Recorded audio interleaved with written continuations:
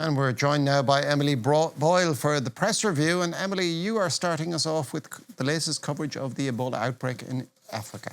Yeah, obviously a lot of coverage of this 17th Ebola outbreak in the DRC. Let's start with the Washington Post. This is its article here today. It says that this outbreak will be particularly difficult to contain because of a number of factors.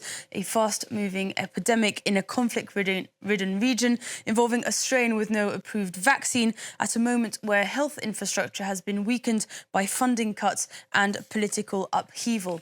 Now, the Financial Times takes a closer look at pandemic preparedness this morning here.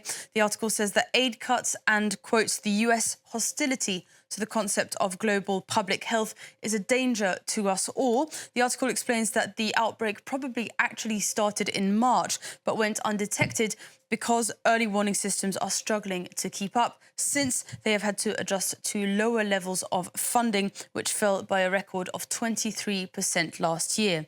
The Guardian reports that the World Health Organization is considering using experimental vaccines in the region faced with a lack of access to the affected area and a lack of basic equipment. Health officials are scrambling to find what treatments might work to curb the spread of the virus. And finally, on this story, Le Temps, the paper in Switzerland here, has an interview with Jean-Jacques Muyembe, who first discovered Ebola in 1976. He explains that what makes this strain particularly scary is the fact that there is no vaccine, but he says that the last outbreaks were contained through simple public health measures like isolation, contact tracing, or controlled burials. He says that there are dark days ahead, but that the region has crucial expertise that will help contain the spread of the virus. And meanwhile, in the United States, Donald Trump's battles with the Internal Revenue Service continue to make headlines. Yeah, this is quite a big story in the US. Let's start with the Financial Times that we just saw earlier there. It has this article here. It reports that President Trump and his family have been given permanent exemption from further investigation of all past tax affairs by the Department of Justice. Now, this waiver was issued as part of a settlement to resolve Trump's $10 billion lawsuit against the Internal Revenue Service, or the IRS, over the leak of his tax returns in 2019. Now, Democrats have called this corruption in plain sight, but there's another controversial clause in this settlement, which is the creation of a $1.8 billion anti-weaponization fund. It's basically a sum of money for people who say that they've been unfairly investigated or prosecuted by past administrations, like the Biden administration with the Capitol rioters of January 6th, for example. Now, Politico reports that this lawfare is even making Republicans nervous. Senate Majority Leader Republican John Thune says that he was, quote, not a big fan. And this here is a photo of Acting Attorney General Todd Blanche defending the fund in front of a Senate subcommittee yesterday. Now, the article says he offered little clarity on how the fund was actually going to work, and he wouldn't rule out that January 6th rioters convicted of assaulting police officers might qualify for it. Let's have a look finally at The Atlantic. As this article here, it says that the $1.8 billion fund is worse than stealing, and that recasting the January 6th insurrections as the work of heroic patriots is one of Trump's top priorities. It says that Democrats have called the scheme a corrupt slush fund to reward Trump allies with taxpayer money.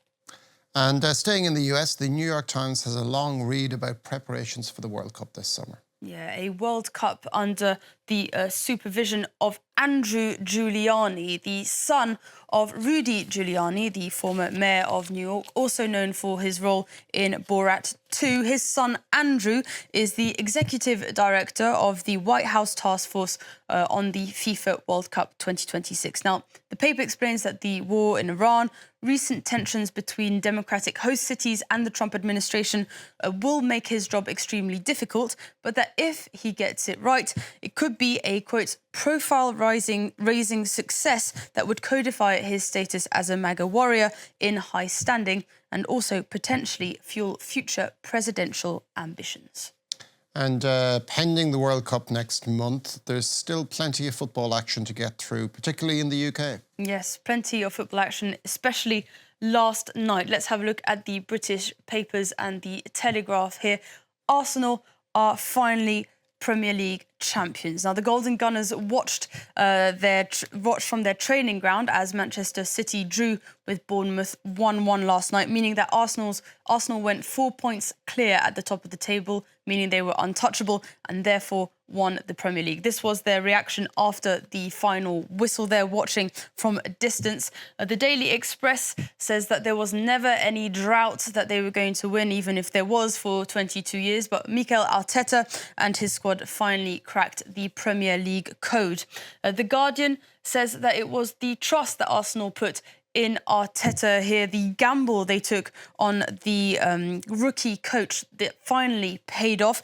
The Spaniard and former Arsenal player, of course, got the Gunners to their 14th Premier League title. So all I can say is huge congrats to all the Arsenal fans watching. But there's more action this evening in Istanbul as there is more silverware up for grabs. Aston Villa will be up against Freiburg for the final of the Europa League. And all I have to say is up the Villa. You're nailing your colours to the mast there. Exactly. Thank you very much for that, Emily Boyle.